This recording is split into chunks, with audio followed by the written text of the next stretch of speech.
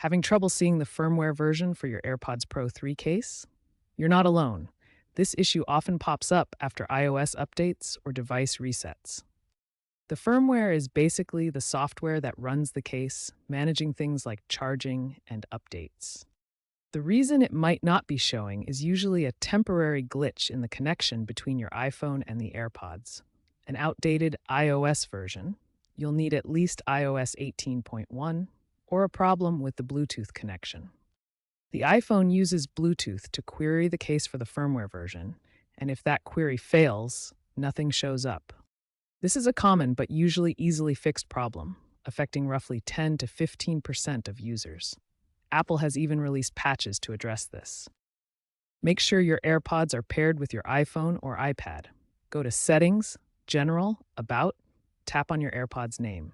Scroll down to see the firmware version. If it's not there, try forgetting the AirPods in Bluetooth settings and repair them. To update the firmware, ensure your AirPods are in the case, charging, and near your iPhone with Wi-Fi. Leave them overnight.